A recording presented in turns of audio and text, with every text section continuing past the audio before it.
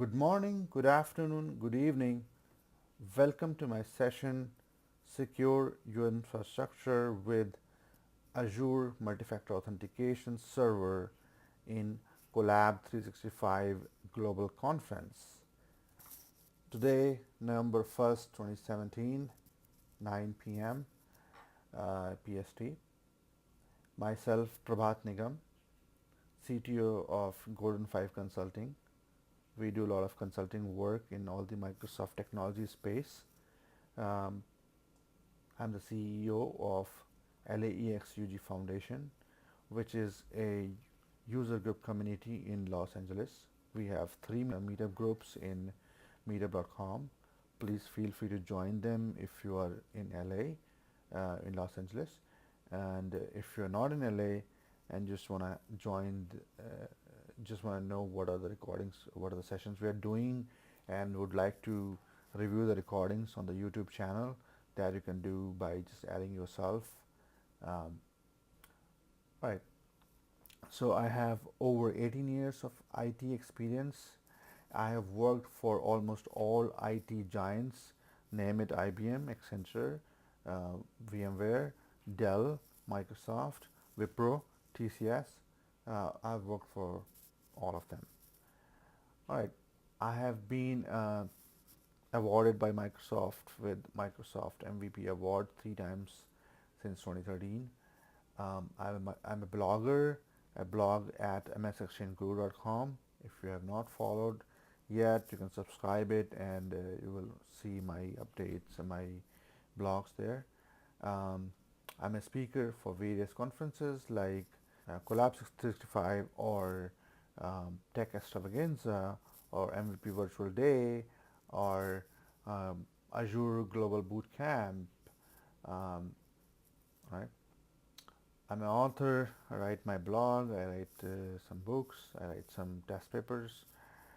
I'm a father of a son, and I'm a husband of a beautiful wife. Um, on the right side, you can see my contact details, my email address, my Twitter handle, my phone number, and my LinkedIn profile link. So get in touch with me through these contacts. All right, this is about me. Let's move on to the next slide, which is the agenda of today's session. Um, Today's agenda is identifying the security risk, security options, Azure multi-factor authentication, secure your infrastructure with Azure MFA Server. Over the time, I have collected some data from different channels, and which tells me all these things. Like over 160 million customers' records were compromised till April. This is a little old data. Um, then virus entered in many organizations like 200 days back, and they figure out after 200 days. That means that's a big, long time. Virus damaged a lot in their environment. It's not good. This is the worst situation. Then 87% of senior managers admit using personal accounts at work, which is again a not good practice because personal account can bring some virus. We are not scanning personal data, personal emails using our methodologies, right? 50% year over year, there's a growth in the electronic data. Think about it. Do you want a paper bill? If you have an option of electronic bill, everyone will say no, we don't want paper bill. Um, so that data is increasing. Plus, new innovations are happening. So that is also adding a lot of data. Think about it. Today, we are talking, companies are working in Hyperloop. That's adding all the electronic data. Today, we're talking to travel from Los Angeles to India in maybe 1 hour. If this is going to be possible, then think about it, how much electronic data will be generated. 50% over by year, over year by year is still less, and it'll grow more. All right, so every industry is evolving themselves in electronic data because they have realized that electronic data is going to help them to move faster, design the things, and then execute. That will save a lot of waste or wastage of time. So everyone is moving, even if it is a manufacturer of a car, think about it, they are investing a lot of infrastructure in designing every single part accurately. Once they design, they fit in, they test it on the computer, then they figure out that okay, all the parts will connect like this. This is the size, this is the radius, this is the diameter. You know, so everything's happening on the computer. Every industry is involved. Think about it. All right, let's move on to the next slide. Recent cyber attacks. How many of you have seen the cyber attacks? Let's talk about my Doom. A virus caused 38.5 billion financial damage. Oh my God, I've not seen that much of money yet. Um, Year 2016 witnessed frequent cyber attacks increased by 400%. I got 400%. We haven't received 2017's data. It'll be much bigger than 2016 for sure, because ransomware was attacked. Huge, huge. Then malware attack, nearly double, 8.19 billion. Um, then I have witnessed Caesar ransomware in my customer's environment. Um, this virus, this ransomware attacked in my customer's domain controller, which on which customer had installed Exchange Server as well. Um, this was before me. I did not recommend to do so. So I had installed new Exchange 2016 before it happened, and we were already on 2016 for all the users.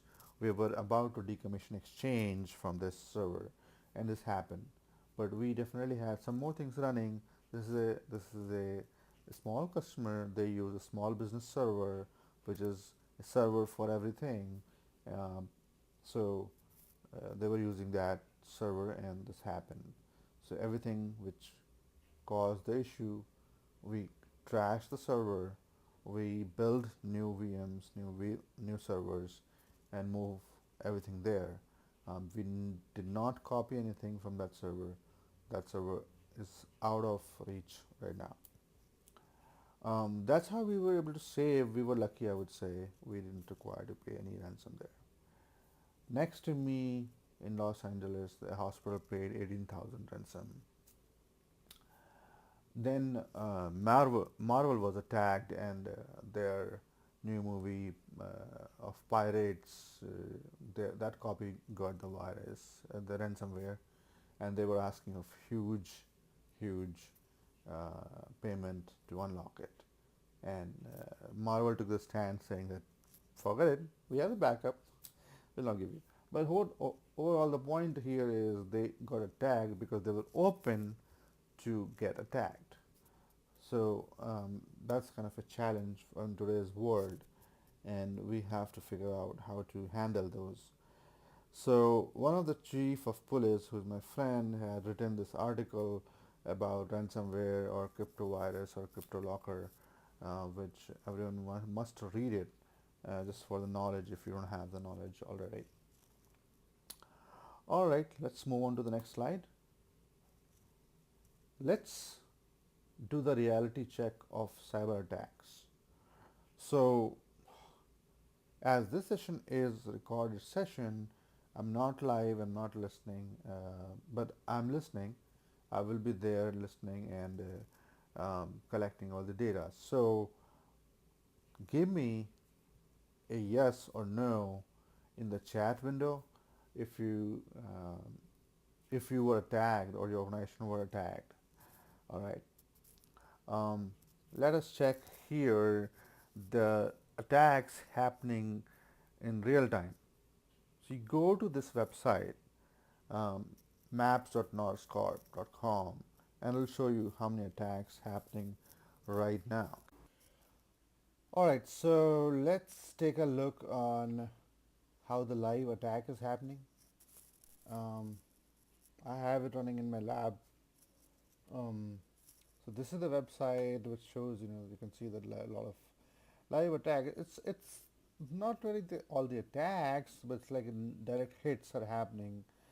Some of them are Microsoft Office 65 hits are happening. May not be all of them. May not be attacks. So with this website, you can really check which who is the attacker. You can see a lot of times it's Microsoft is the attacker, but Microsoft is not realistically an attacker, but it looks like it's attacking. So, but yeah, but you can see other um, organizations who are attacking. If they are registered, you can see a lot of ChinaNet here. You might see a lot of African countries there, um, but that doesn't identify a destination of a hacker. Hacker can exist anywhere. Hacker can be your neighbor or anyone because now it's a profession as well. So be careful. That's a message. First message: don't trust anyone in terms of attacking or sharing your Wi-Fi and all the personal details. Don't do that. All right. Moving on to the next slide. Security options. So we have a lot of security options. I have mentioned 5 here.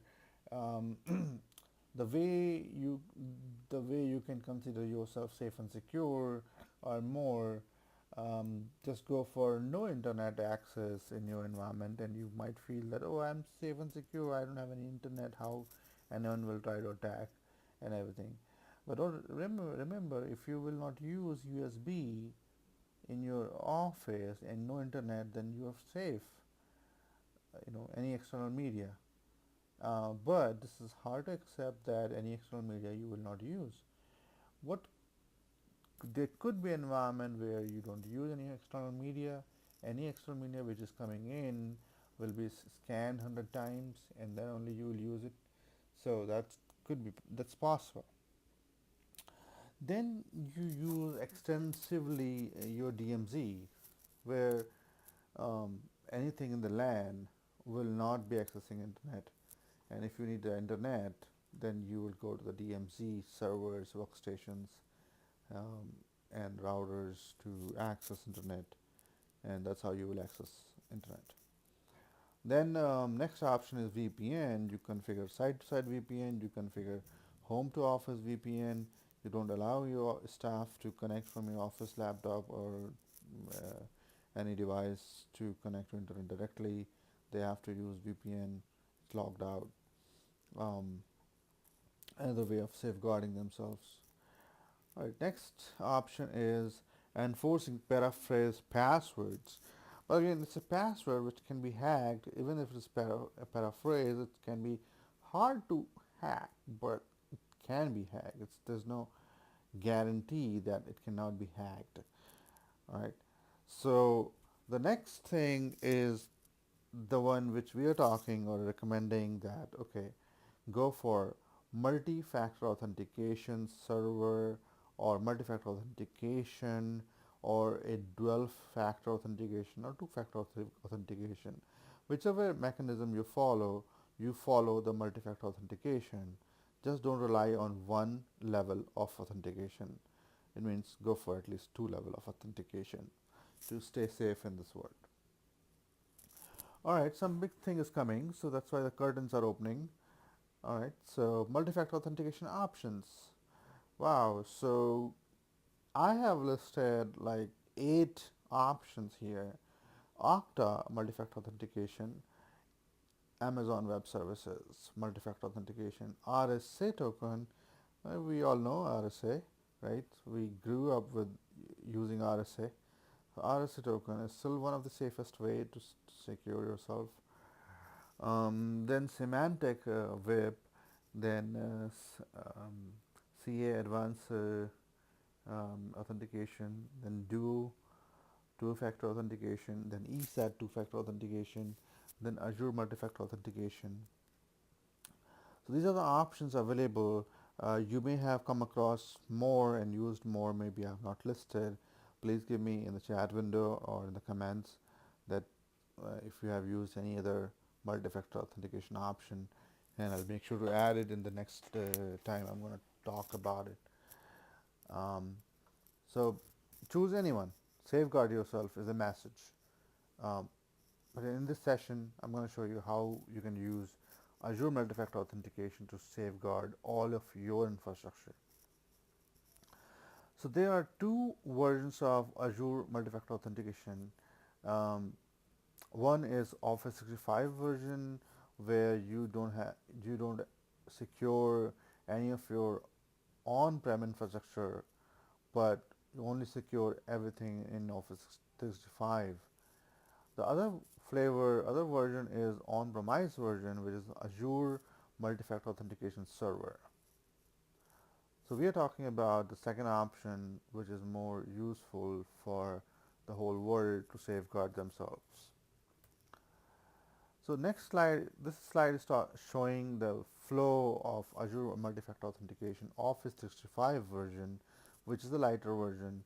You use any of your devices here on the left, and you connect with all the conditions which allow you access. If you press accept on your phone, if you say deny, then it blocks your access, and you get to access all these apps. So this is the on-prem has nothing to do with it. You just don't use it for on-prem. This is only for the cloud, right? So we will see the similar flow for Azure Multi-Factor Authentication Server later once we'll talk about it. All right.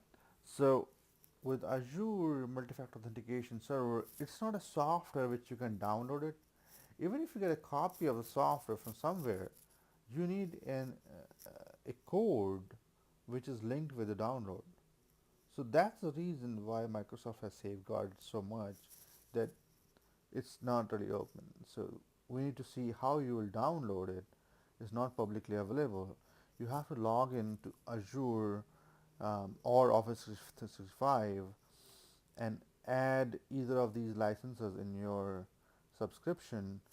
Azure Multi-Factor Authentication, Azure Active Directory Premium, Enterprise Mobility Suite, Enterprise Cloud Suite to the login ID, and then you go to Azure, expand Active Directory, click on Configure, um, browse down to Multi-Factor Authentication, and then click on Manage Service Settings. This kind of a window will show you, and I've taken the screenshot to show which kind of how it will look like. Then on the fourth point, you will go. It'll open up another web browser.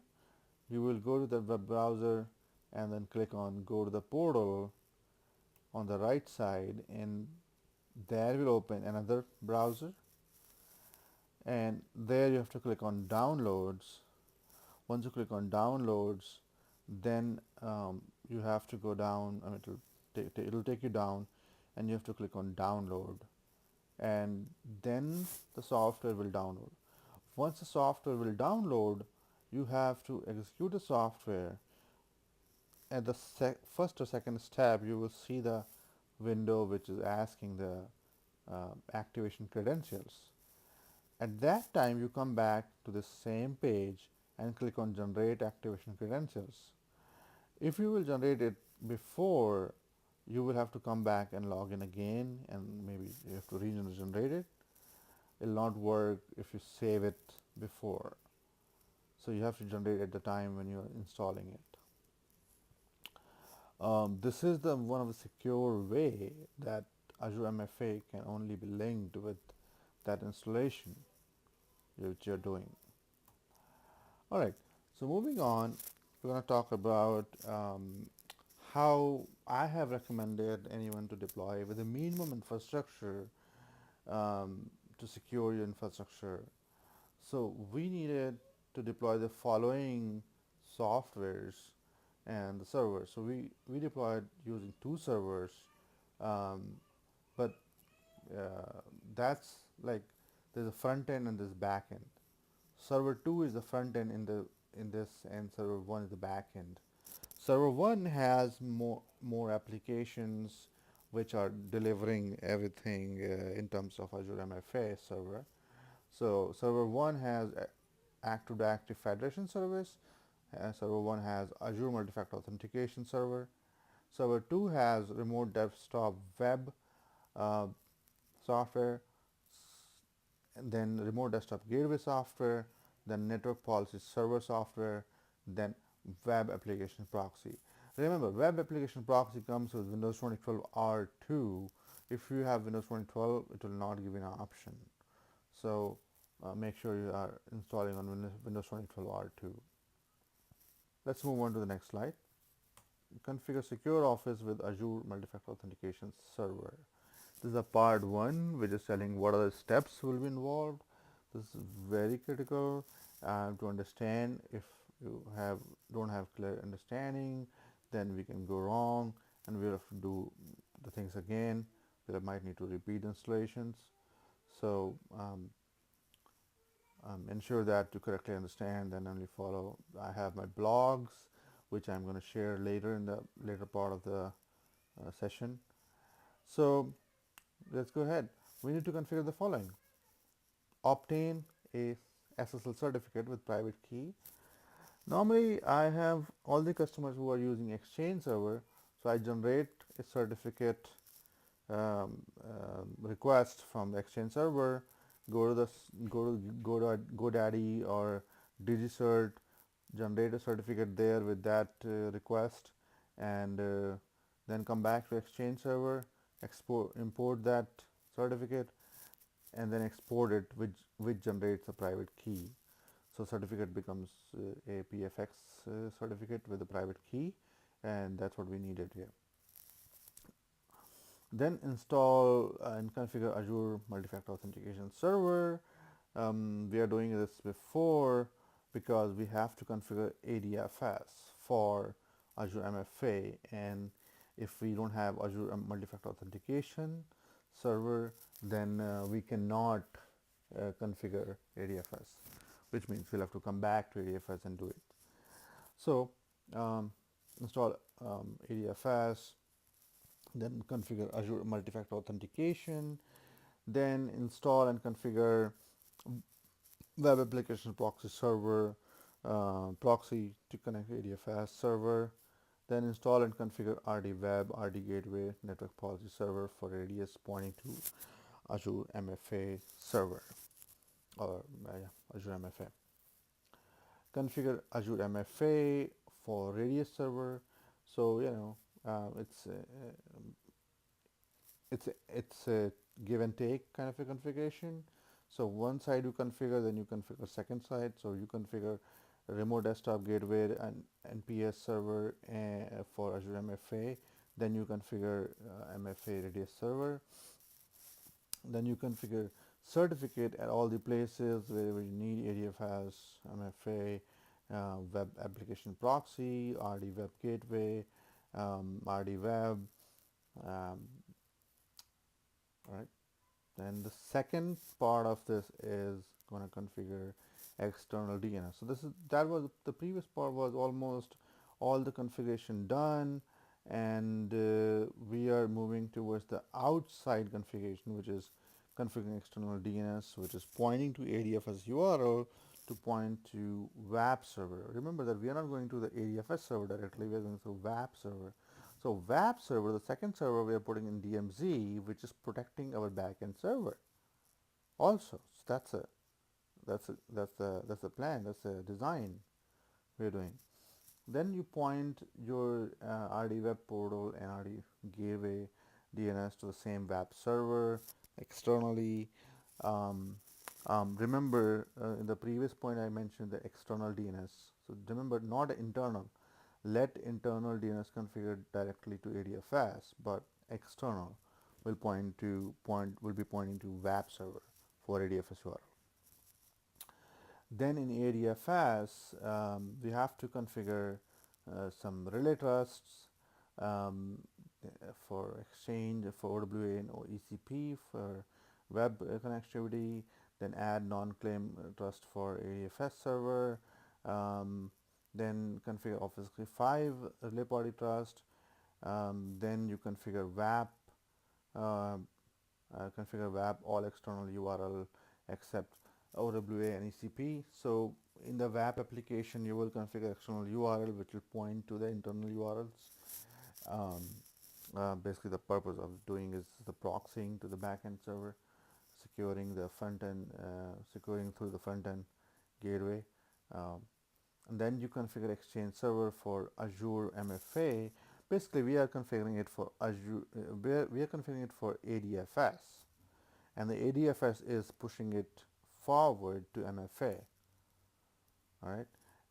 Then we configure application for RD web portal page. So RD web can have different applications like RD web, remote desktop client, MS Office, Internet Explorer, anything which you want your users to run from the RD web server. That will be there as well. All right, so that's the most part. That's where we finish the configuration of Azure MFA. Then you can test and move on.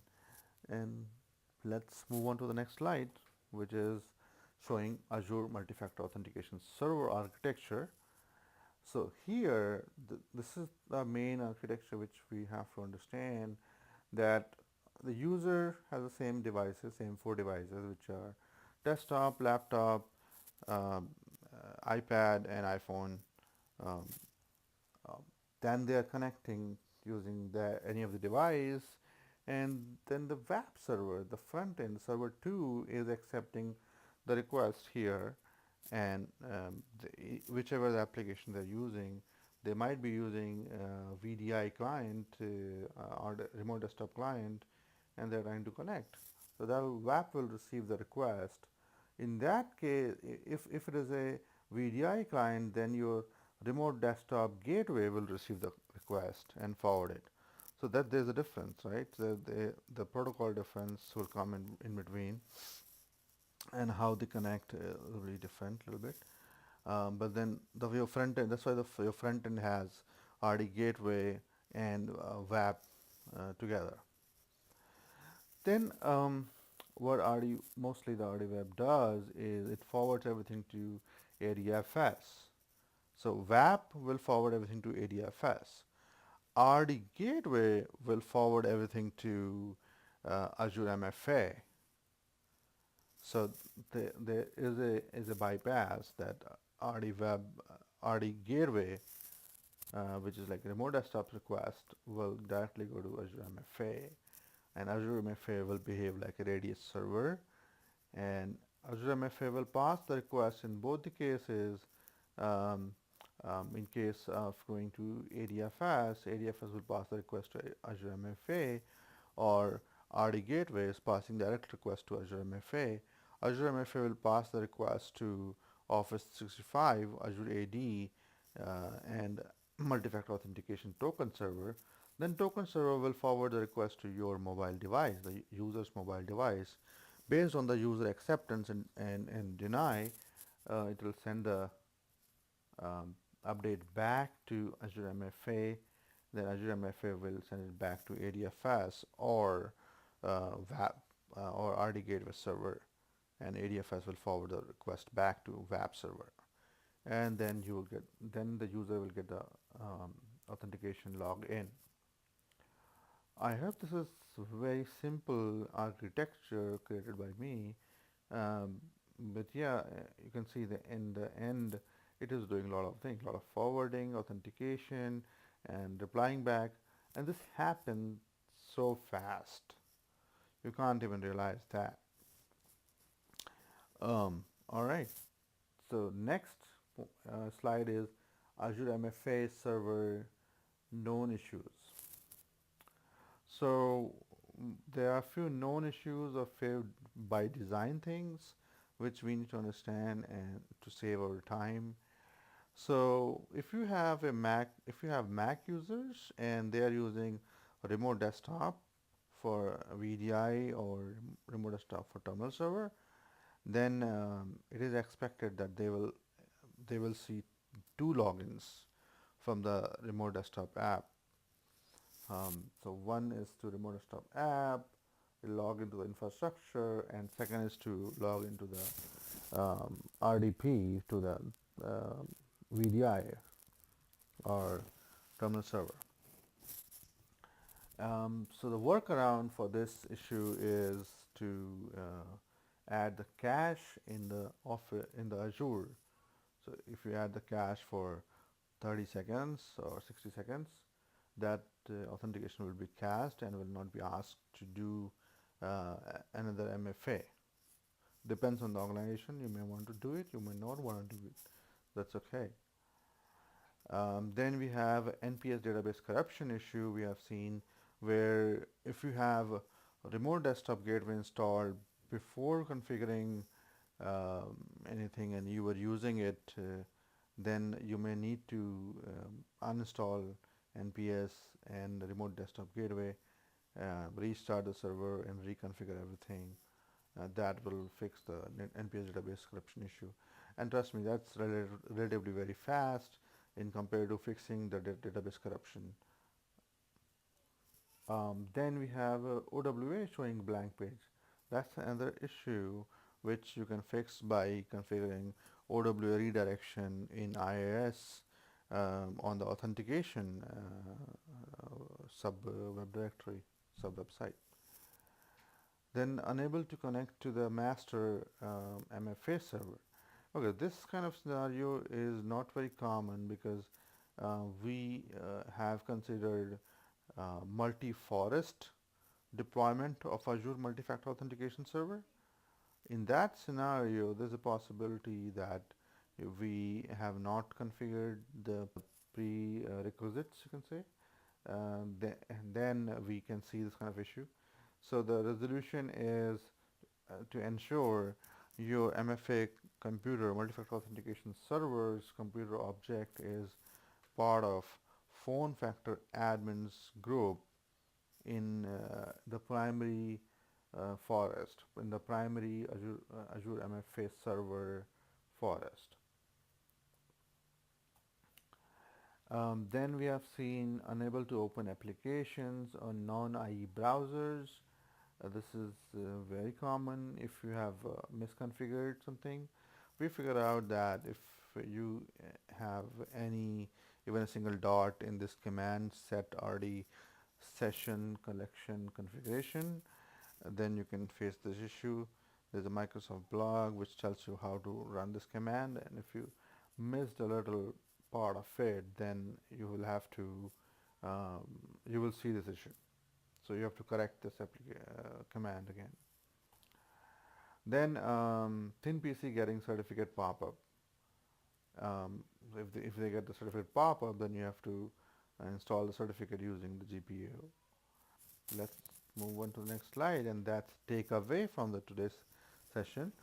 So today's takeaways are reasons to secure your infrastructure, which is very common now. I mean, yeah, I guess most of you are aware.